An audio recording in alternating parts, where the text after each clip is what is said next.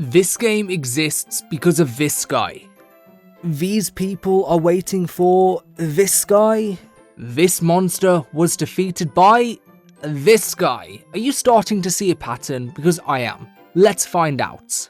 He isn't a hero, he can't fight, and he has no business being a protagonist of anything. Yet, here we are. Dragon Quest has 11 mainline games and way too many spin-offs over 40 years, but Japan has chosen to be obsessed with this man in particular. This jolly and chubby man is responsible for the entire Pokémon Mystery Dungeon series, and he's cemented himself in JRPG history, all because the Japanese audience became infatuated with him. Whoa. Don't ask why Optimus Prime's on the screen, we'll get to that. Torneko Taloon is nothing more than a regular Irish dude, a family man with a dream of being a shopkeeper.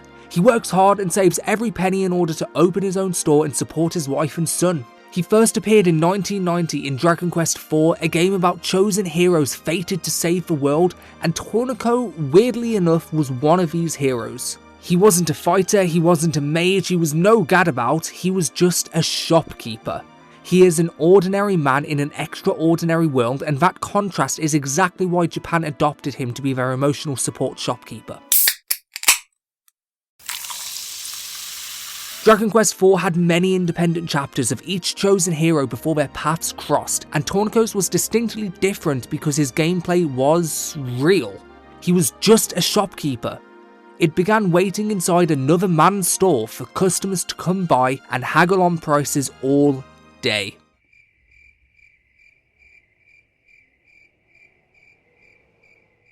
Until one day, he buys his own equipment and goes out into the world, where he discovers two kingdoms at war with a prince and princess who are secretly in love.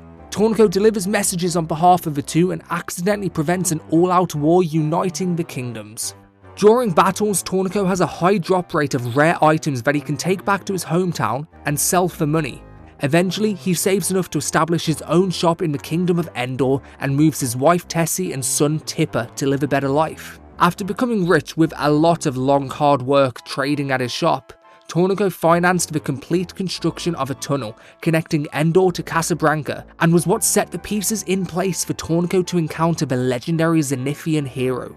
Torneko's main goal was to find the legendary sword, the rarest and most valuable weapon in all of creation.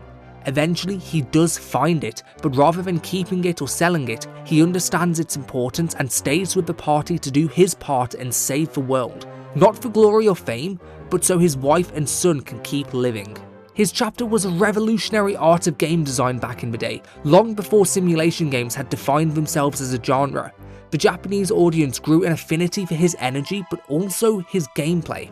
Later on, when he unites with the rest of the heroes, he was just useless. He has the worst stats in the game and only a fool would rely on him. But it's always the fool that can surprise you. Torneko has a very slight chance of doing something no one else can. It's very unpredictable, but his random action mechanic means he can put all enemies to sleep, steal powerful items and blow devastating attacks entirely by chance. And this was exposed massively in the speedrunning community, but we'll get to that later. He is unpredictable rather than traditionally powerful, and it's that personality that appealed to the Japanese audience. Torneko's character existed to give insight to the wider world of Dragon Quest beyond that of heroes and monsters and beyond the themes of good versus evil. Instead, the daily life of a regular man. And it just worked. Japan didn't fully realise it at the time, but they had an attraction to something they sensed in Torneko. He felt like someone's dad or uncle was dropped into a fantasy world, someone who you would know in real life. Heck, he even has a neighbour who's jealous of him. He just felt familiar. He is my neighbor, Nursultan Tuliakbay. He is paining my assholes. I get a window from a glass, he must get a window from a glass. I get a step, he must get a step. I get a cloak radio, he cannot afford. Great success. He does everything for his family, and that's what connects him to people. And that's when the mighty door opened.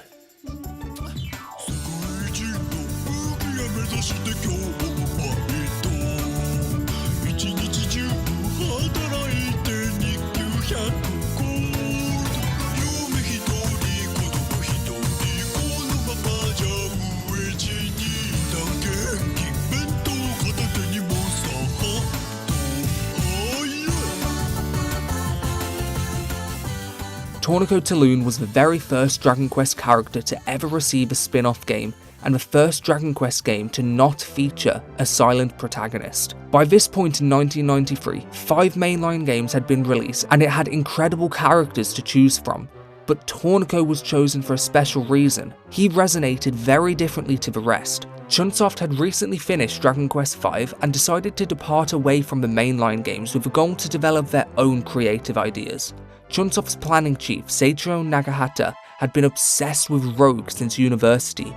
Rogue is a text-based dungeon crawling game from 1980 for Unix computers that use symbols like these to represent players and potions. When company president Koichi Nakamura first played Rogue, he was confused for days what was going on. Then when he realized the same symbol could mean many different things, he fell in love with the concept of figuring out what to do on your own, but he had 2 initial thoughts.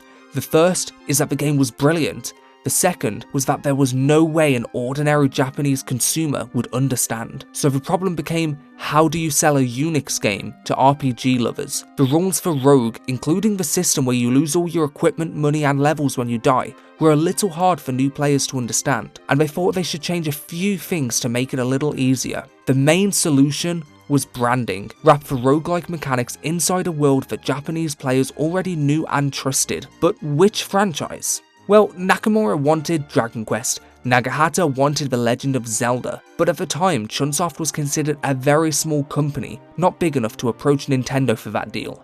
So the decision was Dragon Quest, but the bigger question was who was the right character. In a 2014 interview, Nakamura explained the logic directly. We asked which Dragon Quest character would be most appropriate.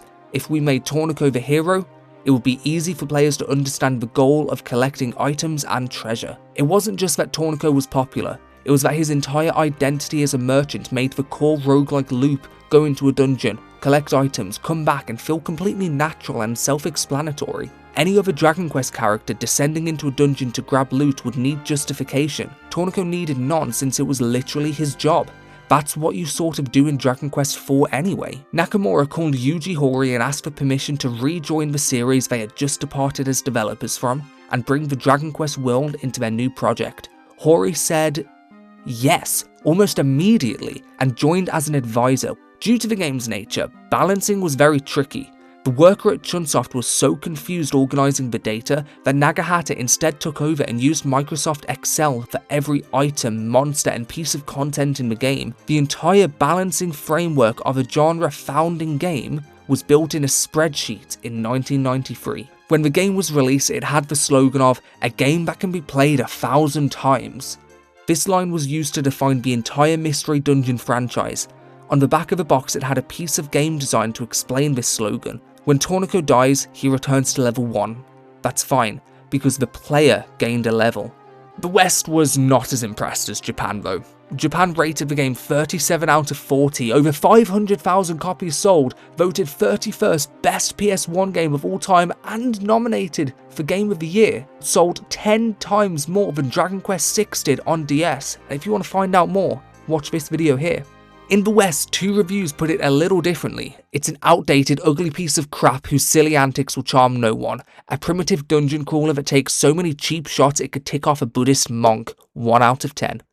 Those are real, by the way. Keep in mind, it's a miracle that this game ever came to the West. It's all thanks to one guy who wanted to translate the game himself with the help of his editor and his own kids in just 3 weeks.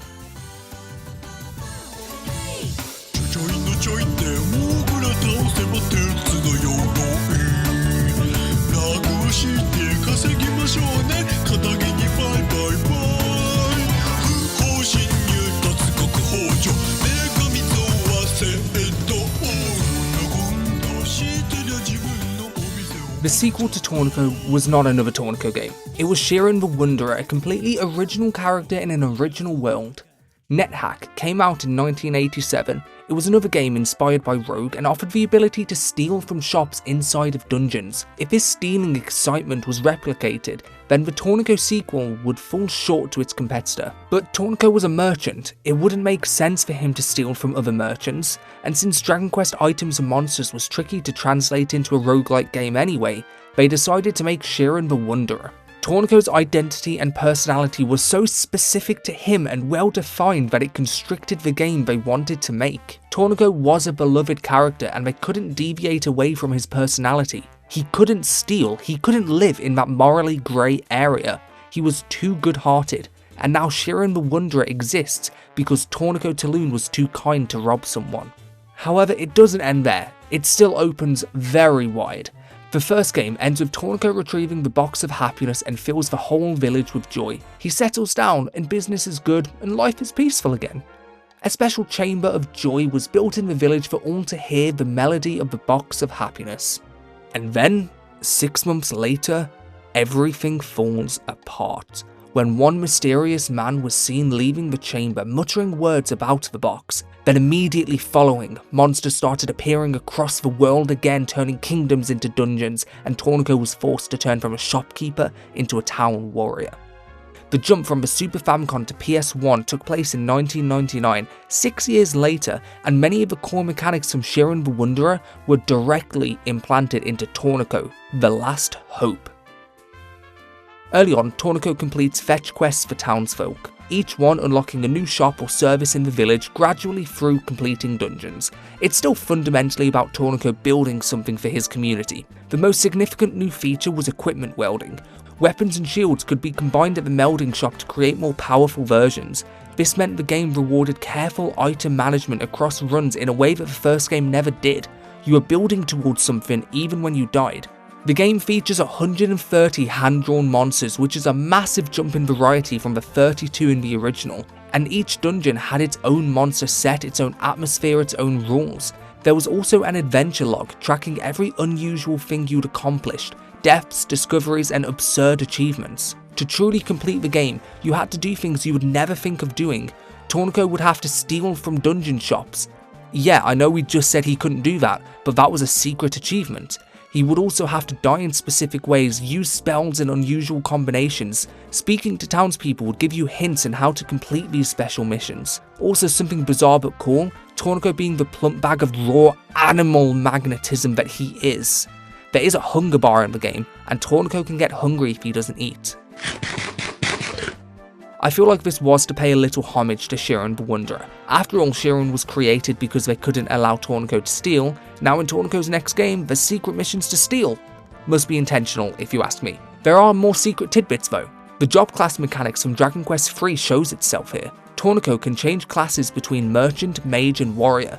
The Merchant is the most well-balanced and practical choice. However, the Warrior is pure brute force, learning special moves and has an unbreakable equipment. The Mage cannot equip a sword or shield at all, and cannot even attack bare-handed with more than one single damage, but he does have 50 unique spells to learn, and the Mage uniquely never gets hungry.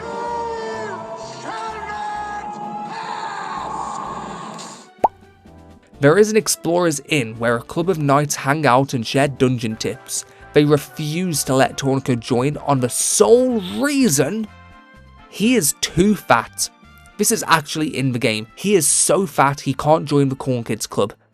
Joke's on them because underneath that huge plump jelly belly is raw power and a massive dick.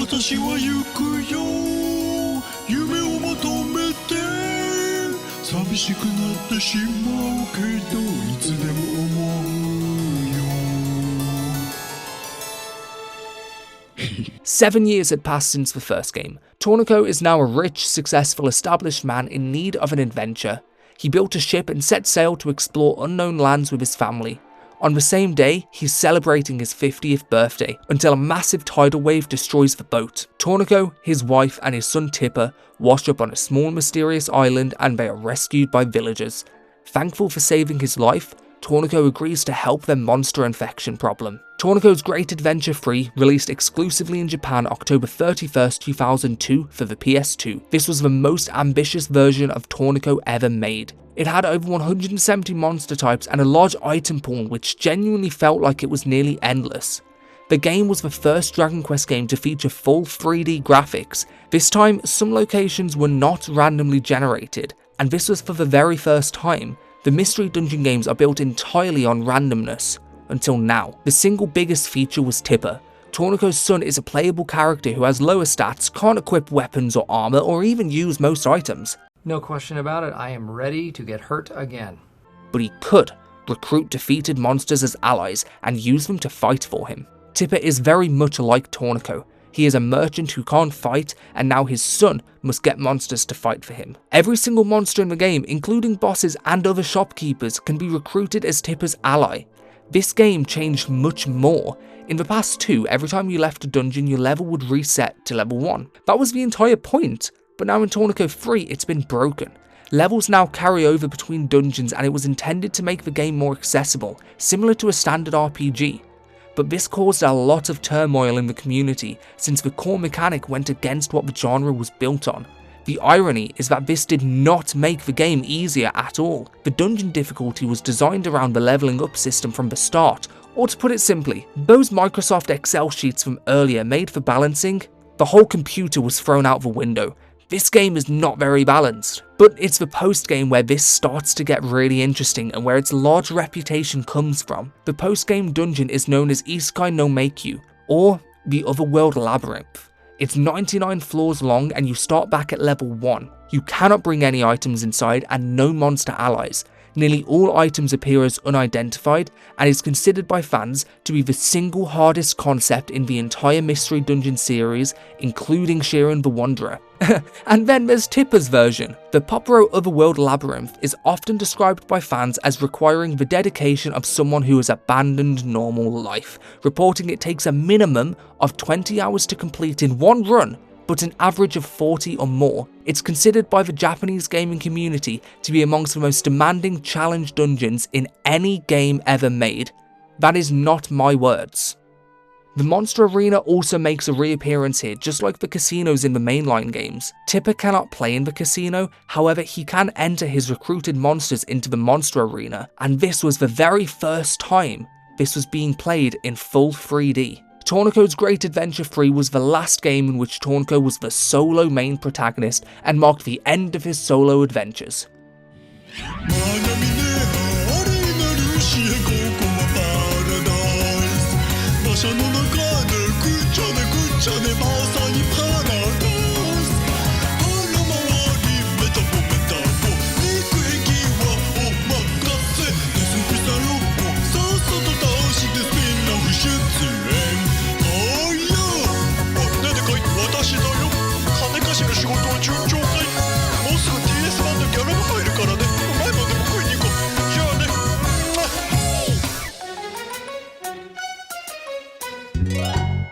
A few years later, at the end of the PS2 era, this was the final curtain call for Dragon Quest and the Mystery Dungeon games, with a prequel from the PS2's top-selling game of all time in Japan, Dragon Quest VIII, and that prequel was Young Yangus and the Mystery Dungeon. Now, why is this relevant to Torneko? Well, early into the story, Torneko has been sucked into Potterland, which is a world that lives inside a magical pot. He was searching for it due to rumours about strong monsters within the pot. Once he was sucked in, he couldn't escape and was locked in prison, which was where he encountered Yangus. They break out together and head into the forest where Torneko teaches young Yangus everything he knew about mystery dungeons and fighting monsters. Torneko is but an old man at this point, and he passes on his knowledge to the next generation. Then he retires in Potterland and becomes a banker. Torneko cannot escape the pot until Yangus can repair the world tree and defeat all the evil monsters. Super random, but Estark is also in the game. I'm not going to dawdle on very long here. I'm actually making a Young Yangus Mystery Dungeon retrospective, so I'll save a lot of the awesome facts for that, and they are pretty awesome. The game was never released in English and doesn't even have a fan translation mod, so due to this there are very scarce English sources discussing the game, and I'm here to fix that. So stay tuned for that video.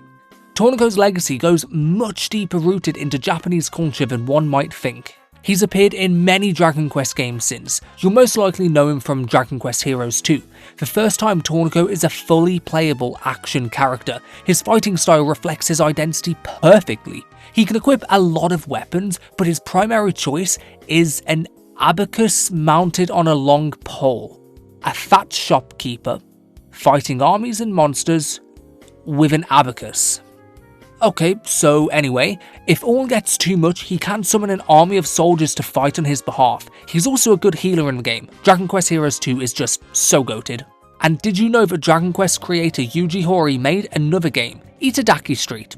Imagine Monopoly except it's all Dragon Quest and Final Fantasy, and Torneko has an interesting role. He's an NPC that appears when you roll a 28 or 94. He acts like another player temporarily, he rolls the dice and pays rent accordingly. When he gets to choose where to go, he will always go to the place with the highest rent. He's not there to win, he's there to spend the most money on whatever he could dream of. He is the ultimate merchant. He's also appeared in every major Dragon Quest celebration game in Japan since, whether that be mobile RPGs, board games, tactical spin-offs. He's like the furniture of the series. He appears more than most characters from all 11 games. And he is also the only character to cross over into a different world. As we know, Torneko is from Dragon Quest IV, however he is canonically a part of Dragon Quest VIII world on 2 instances. We already discussed his appearance in Young Yangus and the Mystery Dungeon, which is a canon prequel to Dragon Quest VIII. But did you know he also appears as a champion antagonist in the monster arena in Dragon Quest VIII? The blue corner, captained by Torneko Taloon. Live from Lakanaba, it's Taloon's Treasures. His monster team is built entirely around the treasure theme, designed to reflect his merchant-like personality. And Torneko's made special and funny appearances outside of just video games. He's now become a sort of icon. You probably haven't heard of Dragon Quest Live Spectacle Tour. I didn't either. It was a major arena stage concert production across Japan. The role of Torneko went to this man right here, and the sole purpose of why he was chosen. He was not an actor. He was not a singer. He was chosen because they needed the fattest, funniest comedian in all of Japan who could also dance. A comedian whose entire personality was essentially built around being an overweight office worker singing parody songs poorly at an office party. You ought to know. I think it's so suitable and just right to not have Torneko as another character like the others. He is uniquely different, just like in the games. After all, he's no hero, he's just a regular fat dude who loves his wife's sandwiches and selling weed, I mean weapons. Okay. Dragon Quest has adapted a few of its games into a CD drama. I only wish these were made in English because I would buy them all. And in the Dragon Quest IV CD drama, Torneko was cast as Tessho Genda. Same voice actor, by the way.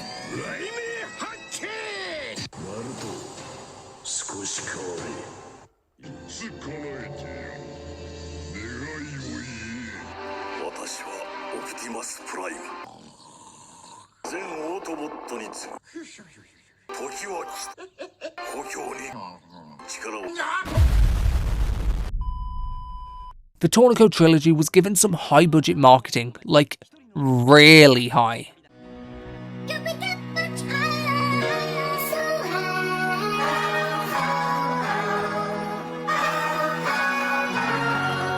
You may have seen this before, a Dragon Quest Claymation, but did you know there's technically 3 of these?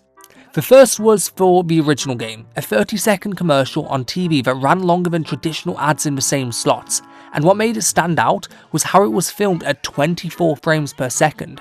And to put this into context, Japanese TV commercials was traditionally framed at lower frame rates, so having this at 24 felt cinematic, and it was an expensive marketing choice that gave off film-like quality when nobody was expecting it. It was also paired with an orchestral soundtrack which was very rare for the time. Everything about this stood out, and that's why we are even discussing it right now. Bent for Torneko The Last Hope, the Claymation continued. The PlayStation was a far more powerful console and could hold an entire Claymation intro cutscene. Even the town was rendered in a clayform style and helped form a visual identity for the series. And then finally, the opening movie in Torneko's Great Adventure 3 on PS2 was designed to evoke the Claymation aesthetics, with building graphics intentionally resembling the early Claymation works of the original game. Even when transitioning into 3D, the series never forgot how it started. Before we get into the Pokémon connection, here are some things about Torneko I couldn't fit anywhere else. If you take Torneko to the monster arena in the original NES version of Dragon Quest IV, his random action mechanic doesn't just switch off because he's a spectator. He has a chance to jump in the battle and defend your monster from spells and breath attacks in the monster arena, as if the monster is your teammate. What's funny is how Torneko can equip almost every item in the game, including the magic skirt and golden tiara. In DQ9, it's possible to download VIP guests from all across the series and take their costumes. However, Torneko plays by different rules. If you wanted to collect all gear in the game, you'd have to play specifically on your birthday to retrieve Torneko's cap. Your Nintendo DS internal clock confirms this too, so if you miss it, you've got to wait an entire year.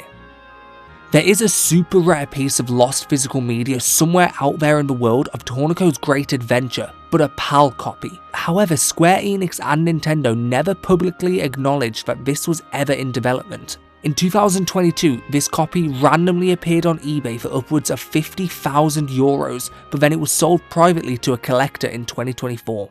So if it was bought, how do we get to play it? That's the neat thing. You don't.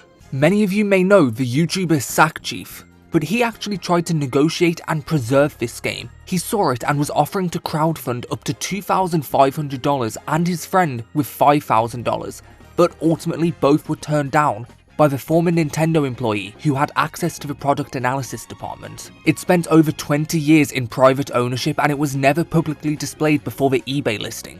This is the only evidence of this ever existing, and now it's locked away in the deepest dungeons of some golden collect. Side note, Sackchief, I'm coming for you.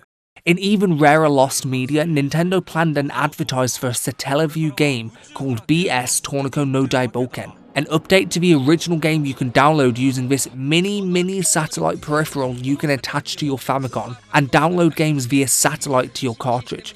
There were often exclusive games to the Satellaview, even a Zelda exclusive that never released anywhere else. It's likely that the same fate would have fallen onto Torneko. Nintendo showed a commercial for the game, then disappeared as if it never existed.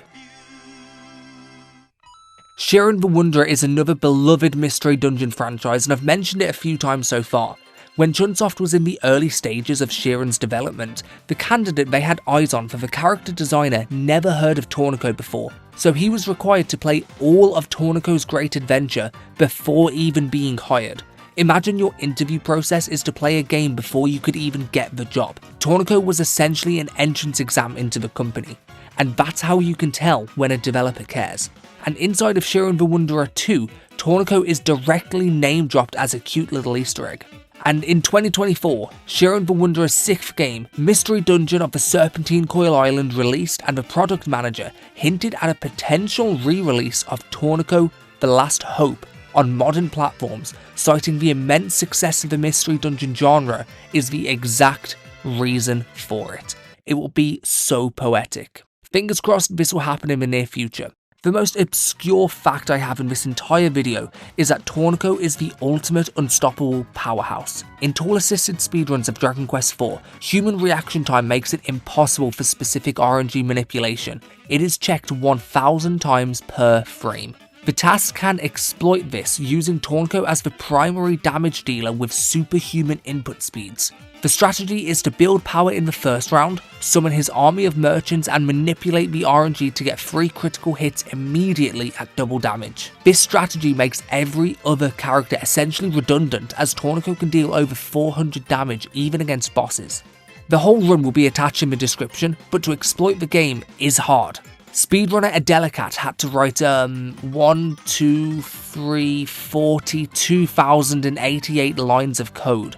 Keep in mind, this strategy is technically possible in a normal run of the game. However, there's more chance of Torneko coming to life and staring at you from your window at 2 AM.